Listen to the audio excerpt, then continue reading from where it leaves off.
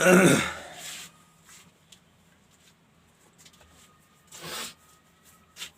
भाई, जो हमारा एक लास्ट टॉपिक बचा हुआ है वांट ऑफ फैक्टर का, उसे देख लेते हैं फटाफट।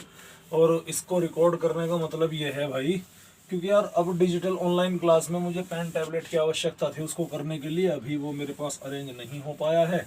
ठीक है, तो इसी वजह से क्या नाम लेकर है वहाँ पर हमें देखने नहीं मिला। अब कोई दिक्कत वाली बात तो वैसे है नहीं, हालांकि एनसीईआरटी में एक्सप्लेनेशन उसका नहीं है, एनसीईआरटी में थियरी है और थ्योरी से हमारा काम चल सकता था, लेकिन हमें फिर भी क्वेश्चन की ज़रूरत पड़ेगी, इसीलिए हम क्या कर रहे हैं, इसीलिए हम यहाँ पर वांट ऑफ फैक्टर को देख रहे हैं। ठीक है बच्चों, चलो तो टॉपिक लगाते हैं। टॉपिक का नाम है भैया जी वांट ऑफ फैक्टर। ठीक है, ध्यान दीजिएगा, क्या नाम है टॉपिक का, वांट ऑफ फैक्टर। एक्चुअल में वांट ऑफ एक साइंटिस्ट का नाम था, आई थिंक 1838 की बात है, 1800 समथिंग के आसपास की बात है, 19वीं सेंचुरी की। और इन्होंने एक फैक्टर इंट्रोड्यूस कराया, और कराने की ज़रूरत क्या पड़ी, कराने की ज़रूरत इसलिए पड़ी, देखो अब तक जितनी भी प्रॉपर्टीज़ हम सॉल्यूशन चैप्टर के अंदर पढ़ चुके थे वो सभी के सभी शो करने वाले कौन थे, वे सभी के सभी शो करने वाले जो आपके सॉलिड सॉल्यूट थे वे कैसे थे, नॉन इलेक्ट्रोलिटिक और नॉन वोलेटाइल थे। ये बात आपको क्या रखनी है, ध्यान रखनी है।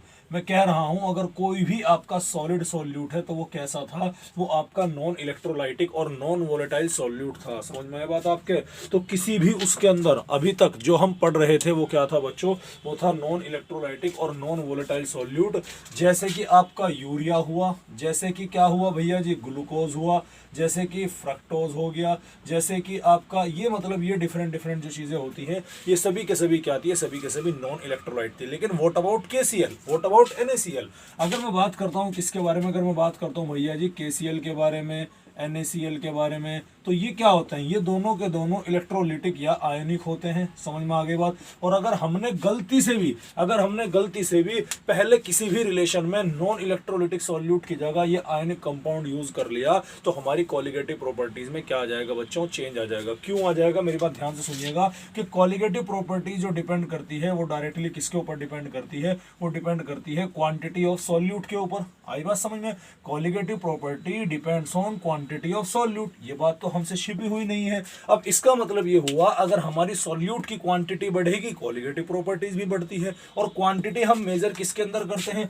क्वांटिटी हम मेजर करते हैं मोल्स के रेस्पेक्टिव। समझ में आ गई बात? तो हम नंबर ऑफ मोल्स चेक करते हैं सॉल्यूट को, कि सॉल्यूट के नंबर ऑफ मोल्स कितने हैं, उसी के बिहाफ पर हम यहाँ पर क्वांटिटी चेक करते हैं। तो मेरी बात ध्यान से सुनिएगा कि मान लो आपने किसी भी बीकर के अंदर, आपने किसी भी कंटेनर के अंदर, आपने किसी भी सॉल्यूशन को बनाने के दौरान जो सॉल्वेंट था वो तो पानी ही रखा, लेकिन सॉल्यूट गलती से आपने क्या ले लिया, आपने गलती से सॉल्यूट ले लिया, रिमेनिंग आपने क्या ले लिया, केसीएल ले लिया। आई बात समझ में? मेरी बात ध्यान से सुनिएगा, क्या लिया आपने, केसीएल। अब ये 1 मोल केसीएल आपने लिया, मेरी बात ध्यान से सुनिएगा, आपने सॉल्यूट कितना लिया, 1 मोल केसीएल, लेकिन जैसे ही आपने इसे पानी के अंदर डाला तो ये टूट जाएगा 1 मोल के पॉजिटिव के अंदर और 1 मोल सीएल नेगेटिव के अंदर। इसका मतलब ये हुआ कि आपने डाला कितना, 1 मोल, मिले कितने आपको टोटल, 2 मोल, 1 मोल इस आयन के और 1 मोल इस आयन के।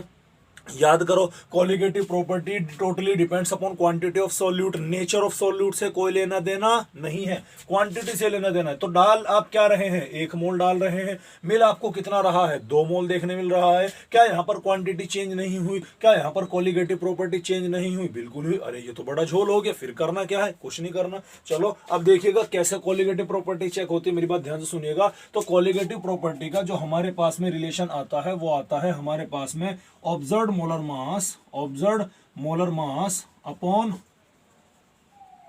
Theoretical molar mass, sorry observed, 1 minute रुक जाइएगा।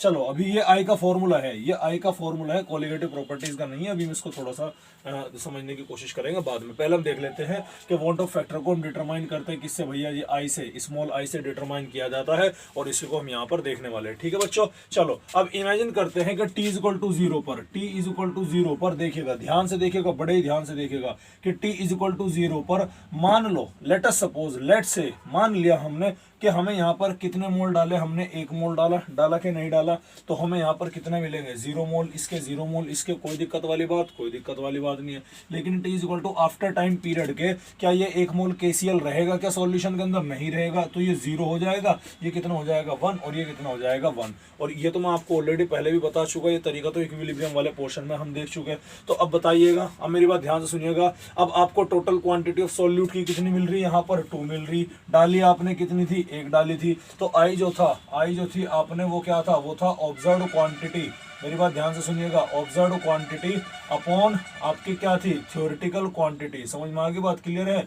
जो आपने ऑब्जर्व किया वो कितना था, वो था 2, थ्योरेटिकल कितनी थी आपने 1, यानी ऑब्जर्व का मतलब होता है प्रैक्टिकली। ये दिख भी रहा कॉर्नर बोर्ड वाला, या नहीं दिख रहा, हाँ दिख रहा, क्लियर कट दिखाई पड़ रहा, ठीक है बच्चों, आई बात समझ में। तो ऑब्जर्व आपने कितना डाला, यानी प्रैक्टिकली आपको मिली कितनी, 2 मिली, और डाला कितना आपने, 1 डाला, तो ओवरऑल आई की वैल्यू क्या आ गई, वो आपके आई की वैल्यू 2 निकल करके आ गई। क्या ये KCl molecule K positive Cl negative के अंदर नहीं टूट रहा क्या, बिल्कुल टूट रहा। तो इसीलिए ये केस किसका हो गया, ये केस हो गया हमारे डिसोसिएशन का केस हो जाता है बच्चों। किसका केस हो गया, डिसोसिएशन का केस हो गया। तो एक चीज हमारे समझ में आती है कि in the case of dissociation के केस में आई की वैल्यू क्या होती है, ग्रेटर देन 1। अरे होगी क्या नहीं होगी सर, 1 रेस्पेक्टिव क्यों माना, अभी समझ में आएगा। मैं आपको चलो बता करके चलता हूं कि कोई भी नॉन इलेक्ट्रोलाइटिक या नॉन वोलेटाइल जो सब्सटेंस होता है उसके लिए हम आई की वैल्यू 1 मान करके चलते हैं, और अगर हमने आयनिक कंपाउंड हो लिया तो उसकी आई से या तो वैल्यू ज्यादा होगी, 1 से ज्यादा होगी, या फिर 1 से कम होगी। चूंकि यहां पर डिसोसिएशन का केस है, यानी KCl में है, यानी क्वांटिटी ऑफ सॉल्यूट बढ़ रही है, दैट मींस कोलिगेटिव प्रॉपर्टीज भी बढ़ेगी यहां पर, ठीक है। इसे क्वांटिटी की जगह ऑब्जर्व्ड कोलिगेटिव प्रॉपर्टी भी लिख सकते हैं और थ्योरेटिकल कोलिगेटिव प्रॉपर्टी भी लिख सकते हैं, वही हम देखने वाले हैं। तो डिसोसिएशन के केस में जो होता है बच्चों, हमारे वो आई की वैल्यू क्या होती है, आई की वैल्यू ग्रेटर देन 1 आती है। क्यों आती है, क्योंकि क्वांटिटी हमारे पास सॉल्यूट की ऑब्जर्व जो हो रही है वो ज्यादा है एज कंपेयर टू डालने वाली क्वांटिटी से। समझ में आगे बात, क्लियर है। तो आई की वैल्यू क्या हो गई, यहाँ पर आई की वैल्यू हो जाती है यहाँ पर 1। अब यहाँ पर आई की वैल्यू 1 हो गई, तो कोलिगेटिव प्रॉपर्टीज क्या होगी, यहाँ पर डिसोसिएशन के केस में वो इंक्रीज होगी। क्वांटिटी ऑफ सॉल्यूट क्या होगा, यहाँ पर क्वांटिटी भी क्या होगी बच्चों, वो भी इंक्रीज होगा। उसके अलावा एक और चीज आती है, वो आती है मोलर मास। किसके बारे में बात करें, मोलर मास के बारे में। मोलर मास यहाँ पर क्या हो जाएगा, डिक्रीज हो जाएगा। और मोलर मास सिंपल सा फंडा है ना, आप यहाँ पर देखिएगा कि मोलर मास कैसे डिक्रीज होगा। देखो ये आपका 1 मोल था, जैसे आपने सॉल्यूशन के अंदर डाला तो ये किसके अंदर टूट गया, 2 मोल के अंदर टूट गया। आई बात समझ में। तो molar mass per unit mole तो आपके क्या हुआ, कम हुआ कि नहीं हुआ, ठीक है। पर यूनिट मोल जो आपका मोलर मास है, भाई मोलर मास किसका निकालता है, 1 मोल का ही तो निकालते हैं ना, 1 मोल सब्सटेंस का मोलर मास निकालते हैं ना। अब क्लियर है। तो ये आपको क्या रखना है बच्चों, ये आपको यहाँ पर ध्यान रखना है। तो मोलर मास क्या हो रहा है, डिक्रीज हो रहा है। तो इसका मतलब ये हुआ कि कोलिगेटिव प्रॉपर्टीज तो यहाँ पर इंक्रीज हो रही, मोलर मास डिक्रीज हो रहा। क्या यहाँ पर कोलिगेटिव प्रॉपर्टीज इनवर्सली प्रोपोर्शनल नहीं आ गई मोलर मास के, अगर आप इसे बढ़ाओगे तो ये कम होगा। या यूं कह लो कि अगर आपने कोलिगेटिव प्रॉपर्टीज आपको बढ़ानी पड़ेगी तो मोलर मास क्या करना पड़ेगा, कम करना पड़ेगा। और यही रिजल्ट हमें कहां पर देखने मिला, डिसोसिएशन के केस के अंदर देखने मिला। तो क्या मैं आई का फॉर्मूला यहाँ से मोलर मास के रेस्पेक्टिव नहीं लिख सकता क्या, बिल्कुल लिख सकता हूँ। तो आई इज इक्वल टू कितना हो गया, आई इज इक्वल टू, ये इनवर्सली प्रोपोर्शनल है, ऊपर क्या था ऑब्जर्व्ड कोलिगेटिव प्रॉपर्टी, तो क्या रखना पड़ेगा मुझे, थ्योरेटिकल मोलर मास। आई बात समझ में, आई की वैल्यू मैं कैसे निकालूंगा, थ्योरेटिकल मोलर मास, आई बात समझ में, डिवाइडेड बाय ऑब्जर्व्ड। ऑब्जर्व्ड कौन सा होता है, प्रैक्टिकली, जो आफ्टर हम बाद में यानी डिसोसिएशन के बाद में मॉलिक्यूलर वेट कैलकुलेट करते हैं, वो क्या आता है, ये आपके आई की वैल्यू, समझ में, ये आई की वैल्यू आपकी क्या होती है बच्चों, निकल करके आती है। क्लियर है, समझ में आगे बात। अब सवाल ये है कि लगे हाथ डिसोसिएशन के केस में आई का फॉर्मूला क्या होता है, हम उसे भी देख लेते हैं। ये वाला पॉइंट अभी सामने आप ध्यान से देखिएगा। क्लियर है, आगे बात समझ में। डिसोसिएशन के केस में आई की वैल्यू 1 से ज्यादा क्यों होती है, कोलिगेटिव प्रॉपर्टीज क्यों बढ़ जाती है, क्वांटिटी क्यों इंक्रीज हो जाती है, मोलर मास क्यों डिक्रीज हो जाता है, ऑलरेडी हम यहाँ पर जानते हैं। और आई का फॉर्मूला जो वॉन हॉफ ने दिया था वो क्या था, वो था observed colligative property divided by theoretical colligative property. एक रेशियो दिया था, ठीक है, प्रैक्टिकल कोलिगेटिव प्रॉपर्टीज का और एक्चुअल कोलिगेटिव प्रॉपर्टीज का। चूंकि कोलिगेटिव प्रॉपर्टीज इनवर्सली प्रोपोर्शनल होती है मॉलिक्यूलर वेट के, तो यहां पर हमारे पास में आई का फॉर्मूला क्या हो गया, थ्योरेटिकल या आपके जो theoretical molecular weight divided by practical या ऑब्जर्व्ड मॉलिक्यूलर वेट या molecular weight after dissociation, molecular weight after dissociation. Dissociation. इसको मैं एक तरीके से और बोल सकता हूँ, इसको मैं एक तरीके से बोल सकता हूँ कि आई की value total number of ions, यानी टोटल नंबर ऑफ आयंस किसका, total number of ions after dissociation divided by total number of ions before dissociation, या एसोसिएशन के केस में भी। अब चूंकि हम डिसोसिएशन पढ़ रहे हैं तो यहाँ पर क्या बोल सकते हैं कि total number of ions after dissociation, dissociation के बाद में, यानी ऑब्जर्व हमें कितना है वो ऊपर है, और डिवाइडेड बाय थ्योरेटिकल यानी total number of ion before dissociation, ये क्या होता है आपको एसोसिएशन और डिसोसिएशन का केस होता है। तो आई होप आप लोगों की समझ में यहां तक क्या आ गया होगा बच्चों, आ गया होगा, क्लियर है। अब मैं आई का फॉर्मूला यहां पर आपको डिराइव करके दिखाता हूं कि हमारे सामने ये आई का फॉर्मूला वास्तविक रूप में आखिर है क्या, क्लियर है। चलो तो हम उसी आई को देखने वाले हैं प्यारे बच्चों। ला ला ला ला ला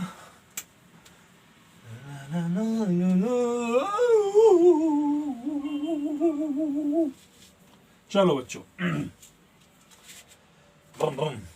समय हो गया है, 5 बज चुके हैं, मौसम ठंडा है, अच्छा है। एक्चुअल में असल में जो छत है ना हमारी, जो ऊपर छत क्या है, छोटा सा कमरा सा है, ठीक है। तो यहाँ पर धूप की थोड़ी सी दिक्कत थी, थोड़ी क्या बहुत दिक्कत है, डायरेक्ट सन फेस करता है इसको, और फैन वगैरह की भी अवेलेबिलिटी नहीं, लाइट तो मैंने लगा दी थी यहाँ पर, तो इसी वजह से धूप की वजह से यहाँ पर रिकॉर्डिंग नहीं हो पा रही थी, थोड़ी सी समस्या आ रही थी। आज मौसम बड़ा ठंडा है, बड़ा सुहाना है, इसीलिए मज़ा भी आ गया, रिकॉर्डिंग करना आसान भी हो गया, अच्छी बात है। Very good very good very good very good. चलो भैया आई की कैलकुलेशन करते हैं, हम यहाँ पर आई की कैलकुलेशन देखते हैं क्या है। देखिए चलिएगा, हम क्या डालते हैं, हमने लिया इनिशियल में KCl हमारा किसके अंदर टूटता है, K positive plus Cl negative के अंदर टूटता है। मेरी बात ध्यान से देखिएगा, वो तो हमने देख लिया कि वैल्यू बढ़ती है कि घटती है। अब थोड़ा सा उसको हम समझते हैं कि इसको हमें दिखाने से पहले सबसे पहले हमें देखना पड़ेगा, ये तो क्या है, ये तो आपका स्ट्रॉन्ग इलेक्ट्रोलाइट है। मेरी बात ध्यान सुनिएगा, ये क्या है आपका, ये है आपका स्ट्रॉन्ग इलेक्ट्रोलाइट है, और स्ट्रॉन्ग इलेक्ट्रोलाइट के लिए जो आई की वैल्यू होती है वो आपको मान करके चलनी है, क्या होती है, 1 मान करके चलनी है, ठीक है। लेकिन यहाँ पर हम कैसा इलेक्ट्रोलाइट है, व्हाट अबाउट वीक इलेक्ट्रोलाइट। अब वीक इलेक्ट्रोलाइट में हमें एक फैक्टर इंट्रोड्यूस कराना पड़ता है जिसका नाम क्या होता है, अल्फा, डिग्री ऑफ डिसोसिएशन। तो इसका मतलब ये हुआ कि मॉलिक्यूल्स आफ्टर डिसोसिएशन कितना होंगे, ये इस बात के ऊपर डिपेंड करेगा कि जो कंपाउंड है आपका वो कितना डिसोसिएट हुआ। कहने का मतलब क्या है मेरा, मान लो मैं क्या ले रहा हूं, मैं आपके सामने एक वीक एसिड ले रहा हूं CH3COOH, और वो टूट गया मेरा किसके अंदर बच्चों, CH3COO नेगेटिव के अंदर और प्लस H पॉजिटिव के अंदर। कोई दिक्कत यहाँ पर, कोई दिक्कत होनी नहीं चाहिए, समझ में आ गई बात। तो क्या ये CH3OH पानी के अंदर डालने के बाद में क्या ये 100% टूटने वाला है क्या, बिल्कुल भी नहीं टूटने का, थोड़ा सा ही टूटेगा। कितना टूटेगा, कितना डिग्री टूटा, उसको हम क्या बोलते हैं, degree of dissociation denoted by alpha. Already हम इसे इक्विलिब्रियम वाले पोर्शन में कवर कर चुके हैं, बिल्कुल मत सोचना कि ये अल्फा क्या होता है, लेकिन फिर भी मैं आपको थोड़ा सा समझा देता हूं कि T=0 पर, T=0 पर मान लो कि इसके CH3OH के कितने मॉलिक्यूल थे हमारे पास में, 10 मॉलिक्यूल थे, तो यहाँ पर ये कितने होंगे, ये 0 होंगे, ये 0 होंगे। लेकिन T= आफ्टर टाइम T, कुछ टाइम पीरियड के बाद में यहाँ पर CH3OH के सारे मॉलिक्यूल तो डिसोसिएट होने के लिए नहीं जाएंगे, लेकिन 10 में से मान लो आप कितने मॉलिक्यूल टूट गए आपके, 10 में से आपके 5 मॉलिक्यूल टूट गए। मेरी बात ध्यान से सुनिएगा, 10 में से आपके कितने मॉलिक्यूल टूटे, 5 मॉलिक्यूल टूटे, ठीक है। तो यहाँ पर कितने बचेंगे आफ्टर टाइम T, 10-5 बचेंगे। तो 5 टूटे तो 5 ही क्या बनेंगे, CH3OH, 5 ही क्या बनेंगे, H पॉजिटिव आपके यहाँ पर बनते हैं। अब मेरी बात ध्यान से सुनिएगा, अब ये कितना परसेंट टूटे, मेरी बात ध्यान से सुनिएगा कि कुछ टाइम पीरियड T के बाद में ये कितना परसेंट टूटे, उसको मैं लिखता हूँ अल्फा, यानी डिग्री ऑफ डिसोसिएशन पे। टोटल कितने मॉलिक्यूल डाले आपने, 10, टूटे कितने, 5, तो इसके लिए अल्फा की वैल्यू कितनी आ गई, 0.5% यहाँ पर निकल करके आ गए, सॉरी 50% निकल करके आ गए, परसेंट निकाले ना तो इंटू 100% हमें करना पड़ेगा। हालांकि अल्फा की वैल्यू नॉर्मली क्या होती है, 0.5 इंटू 100% और डिवाइडेड बाय कितना हो गया बच्चों, 50% डिसोसिएशन हमें यहाँ पर देखने मिल रहा है। समझ में आ गई बात आपको। तो ये अल्फा की वैल्यू हमें क्या निकालना, अल्फा की वैल्यू निकालना कि टोटल हमने कितना डाला, एक्चुअल में हमें कितना डाला और उसमें से हमारा कितना टूटा, ये आप ध्यान रखना, यानी कितना आपका डिसोसिएट हो रहा है और कितना आप वास्तविक रूप में डाल रहे हैं, एक्चुअली डाल रहे हैं। यही क्या होता है बच्चों, तुम्हारा अल्फा होता है। समझ में आ गई बात आपके, क्लियर है। चलो तो ये तो था आपका। अब मेरी बात ध्यान सुनिए, अगर मैं यहाँ से आई की वैल्यू निकाल लूँ, आई की वैल्यू ऑब्जर्व कोलिगेटिव प्रॉपर्टी कितनी है, यानी प्रैक्टिकल के बाद में कितना है, 5 तो ये मिलेंगे आपको, 5 ये मिलेंगे आपको, 10 हो गए। अबे लेकिन 5 ये भी तो बचे हुए हैं ना, ये भी तो सॉल्यूट ही है ना, ये भी तो सॉल्यूट के समान ही बिहेव करेंगे। तो 5 तो इसके हैं, 5 इसके हैं, लेकिन 5 इसके ये भी तो थे, ये 3COOH के जो बचे नहीं है। 10 - 5 = 5। तो टोटल कितना हो गया 5 + 5 इंटू, लेकिन डाले कितने था आपने 10, यानी कितना आ गया 15/10, यानी आई की वैल्यू कितनी आ गई 1.5, दैट मींस ग्रेटर देन 1। ये आपके सामने हैज प्रूव्ड मैंने कर दिया यहाँ पर। क्लियर है? तो आई की वैल्यू 1 से ग्रेटर होती है। क्लियर है? अब सवाल ये क्या जी हर बार यही आएगा, कोई जनरल फॉर्मूला बना लेते हैं। चलो भाई 1 मिनट लगती है हमें जनरल फॉर्मूला बनाने में, 10-15 मिनट हमें इसे समझाने में लगेगी, 10-15 मिनट दूसरी चीज को समझाने में लगेगी, हमारा काम हुआ है, कोई दिक्कत वाली बात नहीं है। इसे यहीं कहीं लिख लेते हैं। आगे बात समझ में, चलो समझ में आ गई? क्लियर है? अब ध्यान दीजिएगा, t = 0 पर एक जनरलाइज फॉर्म ले लेते हैं हम यहाँ पर, एक नॉर्मल एक तरीके से जनरलाइज फॉर्म ले लेते। चलो इसे भी मैं मिटा देता हूँ। एक आसान से बहुत इजी से हम जनरलाइज फॉर्म ले लेते हैं बच्चों, ध्यान दीजिएगा। ठीक है, मान लो मेरे पास में क्या है, मेरे पास में कोई एक कंपाउंड और मैंने कितना डाला, उसे AN करके डाला और वो टूट के जाके N मोल के अंदर टूट गया। 1 मोल मैंने किसी सब्सटेंस का डाला और वो जाकर कितने में टूट गया, N मोल के अंदर टूट गया। ये मेरा जनरलाइज वे था, ये मैंने बाइनरी का प्रोडक्ट ले लिया, थोड़ा समझने के लिए आसान हो जाता है। तो t = 0 पर मैंने इसके कितने मोल डाला, 1, इसके कितने मिले बच्चों 0। लेकिन t = t पर क्या ये वीक इलेक्ट्रोलाइट, ये हमने क्या कंसिडर किया है, ये हमने वीक इलेक्ट्रोलाइट कंसिडर किया है गधों। ठीक है, क्या कंसिडर किया हमने, ये वीक इलेक्ट्रोलाइट कंसिडर किया। साफ तो दिख रहा होगा, बड़ा क्लियर आ रहा भाई। ये हमने क्या किया, ये हमने वीक इलेक्ट्रोलाइट क्लियर किया। यार कभी कभी तो प्रियांशु यार ये बच्चों मुझे ऐसा लग रहा कि मैं एक काम ना करूँ ना, कि मैं ऐसे एक लेक्चर रिकॉर्ड करके शाम का टाइम तुम्हें दे दूं एक दिन पहले, और अगले दिन एनसीईआरटी में जो है सुबह वाली क्लास ले लूँ। ये तुम्हारा असाइन हो जाया करेगा, ये तुम्हारा एक्सप्लेनेशन चलता रहेगा साथ के साथ में, छोटा छोटा होगा क्योंकि इसमें तुम्हारे डाउट भी नहीं आने गए। तो ये मतलब मेन से हमारा मेन चीज़ें क्या हो जाएंगी, कवर हो जाएंगी। फिजिकल में तो एटलीस्ट ऐसा कर लूँ। चलो देखते हैं, जैसा कि कल बताना, मेरे याद दिलाना जी, तुमने कहा था जब आपकी क्लास चलेगी। तो t = t पर ध्यान दीजिएगा, t = t पर क्या रहने वाला है, और ये लेक्चर पब्लिक नहीं करने के, हम समझ में आ गई बात, सिंपल सी बात है। पब्लिक वाले लेक्चर अलग है क्योंकि इसमें हम बकवास भी तो करते हैं ना बीच बीच में, ऊट पटांग फालतू की बात करना हमारा धर्म सिद्ध अधिकार है, वो हमसे कोई नहीं छीन सकता। तो t = t पर इसके कितना टूटा, 1 में से कितना टूट जाएगा, अल्फा। मैंने कहा था ना कि कितना टूटा, 10 डाले, 10 में से 5 टूटे, वही वैल्यू क्या थी, अल्फा थी। तो 1 में से कितना टूटा, अल्फा। तो यहाँ पर कितना बनेगा, n अल्फा। समझ में आई बात नहीं आई भाई? 1 से कितना बन रहा, n बन रहा, तो अल्फा से कितना बनेगा, n अल्फा। आई बात समझ में? क्लियर है? आगे बात समझ में? अबे 2 से कितना बन, 1 से n बन रहा ना, 1 से n बन रहा, तो 2 से कितना बनेगा, 2n बनेगा। 3 से कितना बनेगा, 3n बनेगा। अल्फा से कितना बनेगा, अल्फा n अल्फा बनेगा, यानी अल्फा n बनेगा। अब तो समझ में आ गई? क्लियर है? तो ये n अल्फा क्या हो गया, n अल्फा यहाँ से निकल करके आता है। चलिएगा, तो हम यहाँ पर देख रहे हैं, आओ बच्चों तुम्हें दिखाए जाके हिंदुस्तान की, इसमें जो तिलक करो ये धरती है बलिदान की, वंदे मातरम।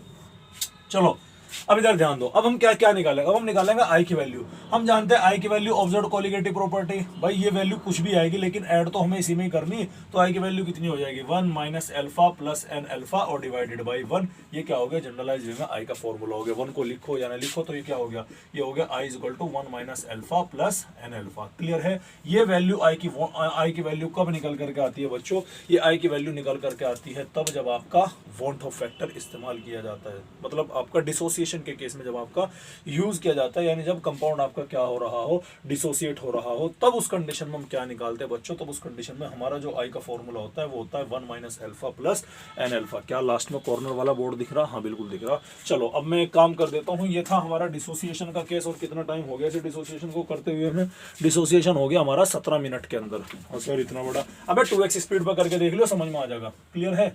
आगे बात समझ में? तो चलो मैं वहां पर कॉर्नर में लिख देता हूँ। कॉर्नर में क्यों करके लिख देता हूँ, सर कॉर्नर आपको इतना अच्छा लगता है क्या? हाँ मुझे कॉर्नर बहुत अच्छा लगता है। 1 - अल्फा प्लस n अल्फा, ये देखिएगा।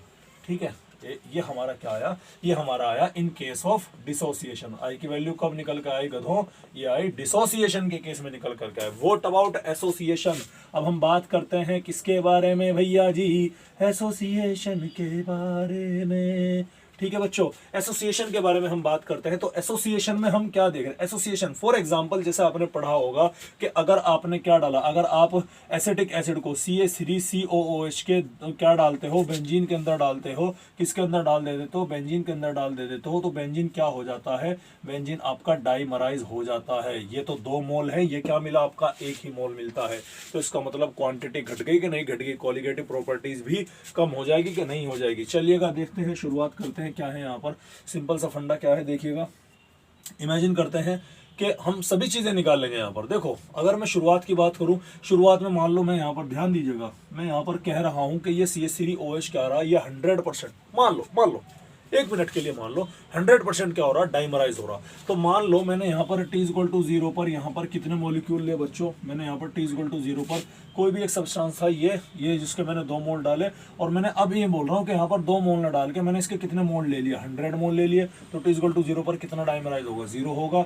T= आफ्टर टाइम T पर ये कितना हो गया, मान लो सारा का सारा डाइमराइज हो गया, तो ये कितना बच गया, ये आपके 50 हो गया। अब 1 से 2 मतलब 2 से 1 हो रहा था ना, आगे बात समझ में, 2 से 1 हो रहा था, तो 1 से कितना होगा, 1/2 का, 100 से कितना होगा, 1/2 इंटू 100 का कितना आ गया, 50 आ गया। तो ये क्या हो गया, 50 आ गया। अगर मैं आई की वैल्यू यहाँ पर निकालूं तो ऑब्जर्व कोलिगेटिव प्रॉपर्टी यानी 50 अपॉन ये 100 आ गया, यानी डिवाइडेड बाय, यानी फ्रैक्शन तो ये भी 0.5 की है, यानी कि ये भी 50% का खेल चल रहा है। देखो मेरी बात ध्यान से सुनिएगा, आई बात समझ में, फ्रैक्शन तो ये भी 50% का ही खेल चल रहा है यहाँ पर। अगर आप ये ध्यान से देखिएगा, यानी आपके सॉरी ये तो आई है ना, तो परसेंटेज यहाँ कहाँ से निकाले, तो डिग्री ऑफ डिसोसिएशन, ये आई की वैल्यू क्या 0.5, किससे कम आई, 1 से कम आई। तो इसका मतलब ये हुआ कि इन केस ऑफ एसोसिएशन आपके आई की वैल्यू क्या होती है, आई की वैल्यू 1 से कम होती है, और मोलिकुलर वेट क्या हो जाता है, इंक्रीज हो जाता है।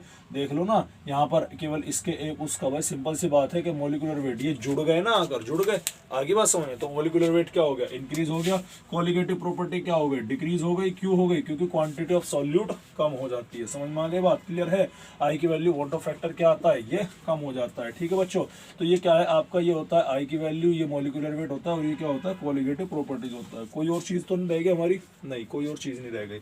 तो हम जानते क्या है, हम जानते यही है। अगेन वही वाला आई का फॉर्मूला तो सेम रहेगा कि आपके observe colligative property divided by theoretical colligative property. Molecular weight के मुकाबले में क्या लिखेंगे कि theoretical molar mass divided by आपके ऑब्जर्व्ड मोलर मास। समझ में आगे बात क्लियर है। चलो अब हम जनरलाइज वे में हम इसको देखते हैं। जनरलाइज वे में हम इसका क्या निकालते हैं, जनरलाइज वे में इसका हम डिग्री ऑफ एसोसिएशन मान करके कि हमारा अगर डिग्री ऑफ एसोसिएशन क्या है हम उसको लेकर के चलते हैं। हम जानते हैं कि CH3COOH क्या है बेटा, एक वीक इलेक्ट्रोलाइट है। बेंजीन में ये भी 100% डाइमराइज नहीं होता है, ये बात आपको क्या रखनी है, याद रखनी है। तो चलिएगा अगर T=0 पर, ध्यान दीजिएगा, अगर T=0 पर मैंने इसके 100 मोल डाले तो यहाँ पर कितने मिलेंगे, 0 मिलेंगे। लेकिन T= आफ्टर टाइम T पर यहाँ पर 100 में से केवल 50 ही डाइमराइज होने के लिए जाएंगे। मेरी बात ध्यान से सुनिएगा, 100 मॉलिक्यूल टोटल है, लेकिन 100 में से डाइमराइज कितने होंगे, केवल 50 होंगे। तो टोटल कितने प्रोडक्ट आपको बनेंगे, वे बनेंगे 25। सर कैसे बनेंगे, अबे 2 से तो बन रहा, 1 बन रहा, 1 से कितना बनेगा 1/2, 50 से कितना बनेगा 1/2 इंटू 50, यानी कितना आ गया 25 आ गया। तो यहाँ पर आंसर क्या आ गया, 25 आ गया। समझ में आ गई बात। जितने डाइमराइज होने के लिए जाएंगे उसका तो नंबर आधा बनेगा, जो डाइमराइज ही नहीं हुआ उसका क्या खेल करेंगे। समझ में आगे बात। चलिएगा अब मैं अगर आई की वैल्यू यहाँ से निकालना, यानी अल्फा की वैल्यू कितना है कि 100 में से यहाँ पर 50 जा रहे हैं, यानी यहाँ पर भी कितना है 50% आ रहा है, या 0.5 किसकी वैल्यू आ रही, ये अल्फा की वैल्यू निकल करके आ रही। समझ में आ गई बात आपके, ढोल से बजा रहा। अल्फा की वैल्यू कितनी निकल कर आ गई, अल्फा की वैल्यू 0.5 निकल के आ गई। आसान है यार, बहुत आसान है, कोई दिक्कत वाली बात नहीं है। ठीक है, क्लियर है। अल्फा की वैल्यू 0.5 निकल के आ गई। अगर मैं इसके लिए यहाँ से आई की वैल्यू निकालू, मतलब ऑब्जर्व्ड कोलिगेटिव प्रॉपर्टी कितना भैया 25 है। अबे लेकिन 50 ये भी तो है, प्लस 50 डिवाइडेड बाय 100 कितना आ गया 75 अपॉन 100, यानी कितना आ गया 0.75, अगेन लेस देन 1। तो यानी हैंस प्रूव्ड कि हमारे आई की वैल्यू एसोसिएशन के केस में क्या होती है, 1 से कम होती है। इलेक्ट्रोलाइट जो हमारा प्योर इलेक्ट्रोलाइट होता है उसके लिए आई की वैल्यू हम 1 रखते हैं। नॉन इलेक्ट्रोलाइट में आई की वैल्यू की कोई जरूरत नहीं पड़ती, वो डायरेक्ट फॉर्मूला बेस्ड वहां पर काम हो जाता है। क्लियर है बच्चों, ठीक है। तो ये क्या था हमारा, ये था हमारा आई के बारे में बात थी। अब सवाल ये है कि क्या हम इसे यहाँ पर इसी फॉर्म में लिखेंगे जैसे हमने उसका कोई जनरलाइज फॉर्मूला बताया, ऐसे इसका कोई जनरलाइज फॉर्मूला बना लो। समझ में आगे बात। चलिएगा तो जनरलाइज फॉर्मूला हम इसका बना लेते हैं, बड़ा आसान है। ठीक है, चलो भैया जी देखो बच्चों, बहुत ही आसान है। देखिएगा अब डाइमराइज होने के लिए आपने मॉलिक्यूल ज्यादा डाले, n नंबर ऑफ मॉलिक्यूल डालोगे फिर डाइमराइज होकर के कम हो जाएंगे। मान लो कि आपने कोई भी कंपाउंड डाला, कोई भी कंपाउंड लिया जिसके n मोल्स आपने डाले और n मोल्स बन जाकर सॉल्यूशन के अंदर, पानी के अंदर जाकर कितने हो गए, a मोल्स हो गए। यानी n मोल से आपके कितने दिखाई पड़ रहा, एक मोल बनता हुआ दिखाई पड़ रहा। n मोल से कितना बनता हुआ दिखाई पड़ रहा आपको, एक मोल बनता हुआ दिखाई पड़ रहा। तो एक मोल से कितना बनेगा बच्चों, आपका 1/n बनेगा। क्लियर है, आगे बात समझ में, बस आपको फ्रैक्शन वहां पर ध्यान रखना है। t=0 पर हमने इसके 1 मोल ले लिया, t=0 पर हमने इसका कितना ले लिया, 1 मोल ले लिया, तो इसका कितना ले लिया हमने, 0 लेना पड़ेगा। t=t पर क्या ये 1 का 1 जाएगा, क्या नहीं, ये 1 में से कुछ कम यानी अल्फा कुछ जा रहा है डिग्री ऑफ डिसोसिएशन के लिए। तो अगर इसका एक का, मेरी बात ध्यान से सुनिएगा, इसका n से 1 बन रहा तो एक से कितना बनेगा, 1/n बनेगा। लेकिन जा कितना रहा, अल्फा जा रहा, तो अल्फा के लिए कितना बनेगा, 1/n into alpha, that means के अल्फा बाई n यहाँ पर बनेगा। तो यहाँ पर n की वैल्यू कितनी आ गई, n की वैल्यू आ गई बच्चों अल्फा बाई n का आ गया। समझ में आ गई बात, बस हो गया काम कि I is equal to observed colligative property divided by theoretical colligative property. और ऑब्जर्व्ड कितनी है हमारी, थ्योरेटिकल तो 1 है, थ्योरेटिकल के लिए 1 है, तो इसे तो लिखो या ना लिखो। तो ऑब्जर्व्ड कितना है, ऑब्जर्व्ड हो गया हमारा कि 1 minus alpha plus alpha by n। तो दैट मींस एसोसिएशन के केस में I की वैल्यू होती है कि 1 minus alpha plus alpha by n। और डिसोसिएशन के केस में क्या होती है, I is equal to 1 minus alpha, ये तो जुगा तो रहेगा, और ये रहेगा प्लस का n अल्फा। समझ में आ गई बात, ये बात आपको क्या रखनी है, ये बात आपको यहाँ पर ध्यान रखनी है। क्लियर है, यही एसोसिएशन और डिसोसिएशन का केस निकल करके आता है। यहाँ पर ये आपका I का फॉर्मूला आता है, where alpha is degree of dissociation. Degree of dissociation निकालने के लिए आपको देखना होगा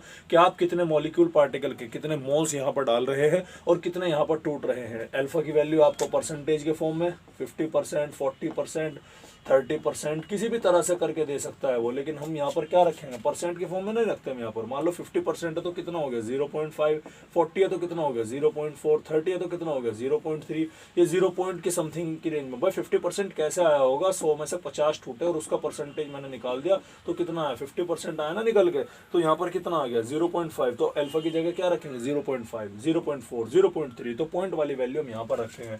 where is n equal to क्या है, n equal to number of moles है कि कितने मोल्स आप यहाँ पर यूटिलाइज कर रहे हैं। गधो इसी के साथ में क्या होता है तुम्हारा ये कोलिगेटिव प्रॉपर्टीज वाला पोर्शन क्या होता है, पूरा होता है। अब इसका एप्लीकेशन पार्ट और उसके बाद में एक ट्रिक मैं आपको बताता हूं कि कोलिगेटिव प्रॉपर्टीज या वॉन्ट ऑफ फैक्टर का इस्तेमाल करते हुए चुटकियों में बिना क्वेश्चन सॉल्व किए, बिना किसी चीज को सॉल्व किए हम आंसर कैसे लेकर के आएंगे वो हम यहाँ पर देखने वाले हैं। अच्छा बताओ हमारी कोलिगेटिव प्रॉपर्टीज कौन कौन सी थी। सबसे पहले थे relative lowering of vapour pressure, और वो थी हमारी delta P1 is equal to P0 1 into x2, ये आई थी ना निकल कर।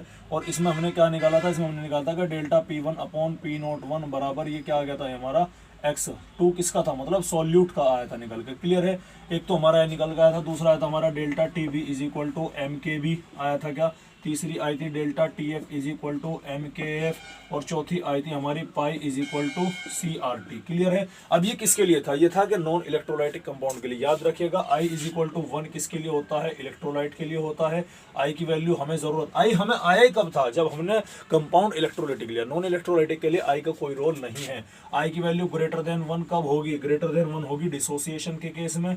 I की वैल्यू लेस देन 1 कब होगी, आपके एसोसिएशन के केस में। ये भी आपको क्या रखना है गधों, याद रखना है। क्लियर है, अब जैसे तुम्हारा ये आया तो यहाँ पर मैंने क्या करा दिया, I का फैक्टर इंट्रोड्यूस कराते चले जाओ और तुम्हारा काम क्या हो जाएगा, यहाँ पर बनता चला जाएगा। कुछ नहीं है, बिल्कुल उसी तरह निकालना है, लेकिन आपको इस बार इलेक्ट्रोलाइटिक सॉल्यूशन में I की वैल्यू निकालने के बाद में जो भी आपकी कोलिगेटिव प्रॉपर्टी आ रही है उसमें क्या करना है आपको, यानी MKB है तो MKB में I की वैल्यू मल्टीप्लाई कर दो, MKF में कर दो, तो आप में कितनी बढ़ोतरी निकल करके आएगी, क्योंकि क्वांटिटी चेंज हो गई इसीलिए कोलिगेटिव प्रॉपर्टी भी क्या हो जाएगी, चेंज हो जाएगी। अब मान लो आपसे क्वेश्चन पूछ लिया, आपसे क्वेश्चन पूछ लिया कि आपको 4 कंपाउंड है, बताना, आपको ये बताना कि इनमें से किसका एलिवेशन इन बॉइलिंग पॉइंट सबसे ज्यादा देखने मिलेगा। फॉर एग्जांपल आपके पास में 4 कंपाउंड है, ऑप्शन नंबर ए क्या है NaCl, ऑप्शन नंबर बी आ गया CaCl2, ऑप्शन नंबर सी जो है आपका वो आ गया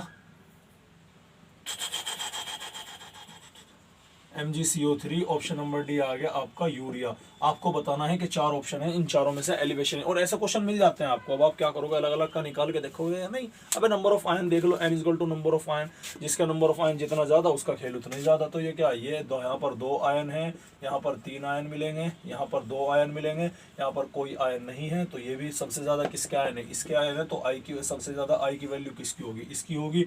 आई की वैल्यू जिसकी ज्यादा होगी, कोलिगेटिव प्रॉपर्टीज उसकी ही ज्यादा होगी। ये मेरी तरफ से छोटी सी ट्रिक थी, आई बात समझ में, आई के क्वेश्चन सोल्व करने के लिए। और इसी के साथ हमारे आज के मुख्य समाचार समाप्त होते हैं। समझ में आएगी बात, उम्मीद है आपको यहाँ तक समझ में आया होगा। तो कोलिगेटिव प्रॉपर्टीज हमारे यहाँ पर क्या होती है बच्चों, पूरा होता है, सॉल्यूशन चैप्टर भी पूरा होता है। अभी हमने 5 बजे लेक्चर रिकॉर्ड शुरू किया था, तकरीबन 5:30 हो चुके हैं। मुझे ये कन्वर्ट करना पड़ेगा क्योंकि बहुत ज़्यादा एमबी में, कई जीबी में बैठ जाएगा। समझ में आगे बात। उसके बाद में कन्वर्ट करने के बाद में आपको टेलीग्राम ग्रुप के अंदर ये अवेलेबल हो जाएगा। तो बाय द एंड ऑफ मतलब लगभग 7 बजे के करीब तक आपको मिल जाएगा। आधा घंटा है, डबल स्पीड पे करके देख लो, 2x पे देख लो, 1.5x पे करके देख लो, 1.25 से कर लो, चाहे 30 मिनट के 30 मिनट का देख लो, कोई दिक्कत वाली बात नहीं। लेक्चर देखना जरूर है आज ही, क्योंकि सुबह में क्या है 10 मिनट की छोटी सी क्लास है, क्वेश्चन प्रैक्टिस कराऊंगा कल मैं आपको, ठीक है। सुबह में आपकी 10 मिनट की छोटी सी क्लास है और क्वेश्चन प्रैक्टिस कराऊंगा। लेकिन एक प्रॉब्लम हो सकती है, लाइट की वजह से लाइट नहीं आ रही है, और अगर लाइट ना आई तो बेटा लैपटॉप नहीं भरेगा। सिंपल सी बात है, मेरा ये लैपटॉप बिजली बहुत खाता है, इन्वर्टर डाउन कर देता है। समझ में आ गई बात। अगर लाइट नहीं आए तो लेक्चर में संचय है। समझ में आ गई बात। हालांकि आप एनसीईआरटी खुद से भी पढ़ सकते हैं, लेकिन कल का मेरा 10 मिनट का टॉपिक मुश्किल से रहेगा, 5 मिनट लगेगी कुल टॉपिक रीड कराने में। उसके बाद में क्वेश्चन प्रैक्टिस कराए जाएंगे। तो चलिए पढ़ते रहिए बेटा, मेहनत करते रहिए। All the best, bye bye, tata, good bye, take care. गया, सब खत्म।